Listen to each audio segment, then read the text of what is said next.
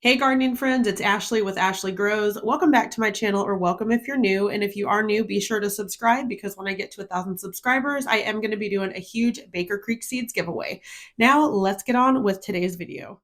Okay, it is the next day and I just finished setting up the seed station for my indoor seeds. I'm standing back here a little bit further this time to show you guys kind of where this is located in my home. So we're in the living room. We've got our back door that leads out to the garage and the garden and the greenhouse. We've got the fireplace, and then over here is just this little area.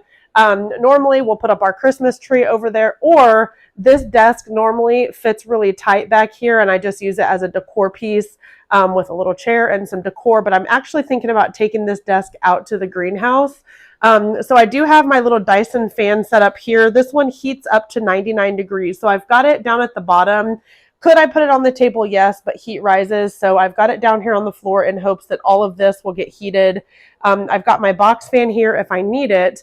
And then let me show you guys the setup. I'm really excited. I have this as cat proof as I can. So what I did was I pushed this desk up against here. And I'm just explaining this all to you guys just to let you know that there is hope if you have a really tight space and you're not really sure where to start seeds. So this entire, let's see, 1, 2, 3, this is 4 shelves plus the top. So technically 5 rows. And what we've done, this is my little tip here. What we've done is we've taken some of this white foam board and we have magnetized it to the shelf. Now, whatever your, shelf of choice is going to be, it's completely up to you, but you might not have a shelf that's metal, and so you're not going to be able to magnetize it. So you're just going to have to make do with what you have. But I've got that one on one magnet, and if you see up under here, I've got this one on these magnet clips. And if I'm really careful, I'm able to just slide this out. Yeah, it's going to bend just a little bit, but that's okay. So the purpose of these, you guys, is to bounce the light. Little tidbit about me that I haven't shared yet is I am a professional photographer, and it is no secret that in professional photography, especially when you're working indoors, bouncing your light is really important to make sure that the subject that you're photographing is going to be equally lit. And so the purpose of this white board is for all the light. I'm going to turn you around right here and hopefully you can understand. But when the light hits this board, what it's doing is it's actually bringing the light back to the subject. So if I shined a light at this, for instance, I've got my ring light here, you see, it is bringing the light back toward the ring light. So it is bouncing the light. And that is a tip that I have for you guys, is try to bounce the light as much as you can. Let's start from the bottom and work our way up. Down here, I've got some celery seeds, birdhouse gourds, green onions, and then 2 cucumbers. I'm just crossing my fingers that all this works out. It may be too early for certain things, but it is what it is. This is just trial and error. I do have this tray lifted up off of the ground a little bit, just using a box because, again, I don't want the cats to just think they can walk on everything. So this is all African Newnham and Thai sweet basil. Right up here, I've got all kinds of peppers, habanadas. I've got some tomatoes in here like True Black Brandywine. This Bicuno yellow pepper I'm pretty excited about because that's the one that's kind of like a sweet and kind of tangy, spicy. We've got bullnose peppers here, and then right here is my lettuces. I've got some Paris Island, some black-seeded Simpson, and some spinach. And to raise it up, again, trying to cat-proof things as much as I can, I went and got just a bucket, and luckily the tray for this pot sat down right in there. So that's perfect. Let me get up off the floor. Next, I'm out of breath. Why am I out of breath? I've got more peppers. So I've got the yellow monsters in here, poblanos, and then I've got some tomatillos in here as well. Over here is all the flower seeds. I had this taped up and it keeps falling, so I'm gonna have to fix that, but I've got all my flowers here.